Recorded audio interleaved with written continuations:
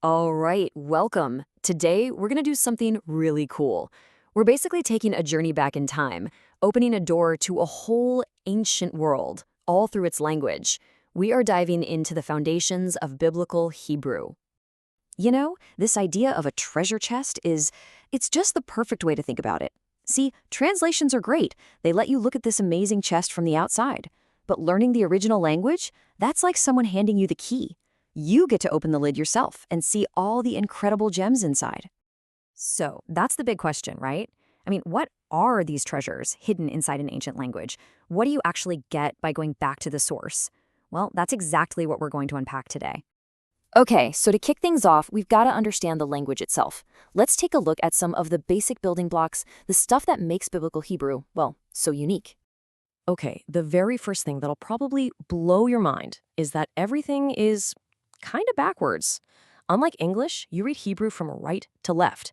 And this isn't just some quirky little fact, it's your first real step into a totally different way of seeing and even thinking about words. So, what's this number all about? 22. That's the entire Hebrew alphabet. And here's the wild part. All 22 of those letters are consonants. Yeah, no vowels. Originally, you just had to know the vowels from memory. It took centuries before a group of scribes called the Masoretes came along and added these little dots and dashes to mark the vowels, just to make sure the pronunciation wasn't lost. Now, this is one of the most powerful and, honestly, coolest concepts in the language. It's called the shorish, or the root system. And the best way to think of it is like linguistic DNA. You'll have a three-letter root, say KTV, which is all about writing.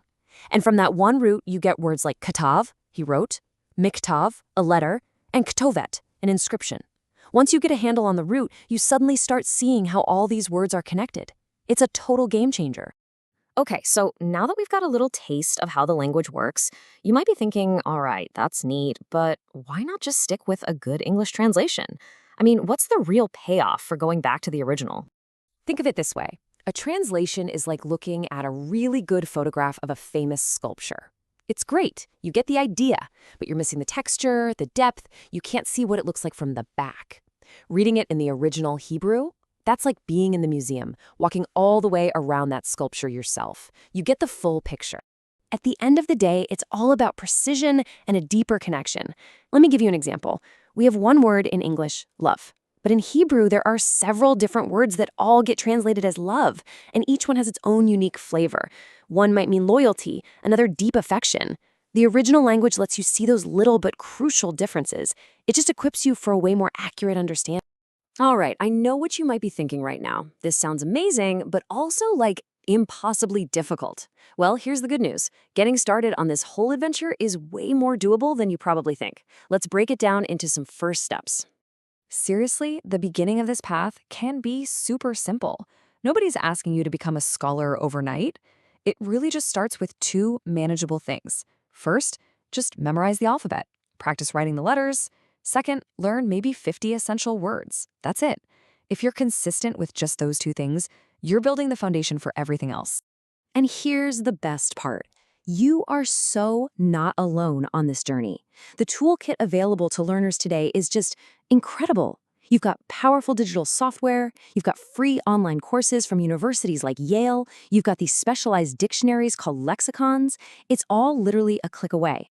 Of course, like any big, rewarding challenge, there are going to be some hurdles and, some common myths. So let's just tackle a couple of the biggest ones right now. Okay, here's a big one people get confused about. Biblical Hebrew versus modern Hebrew.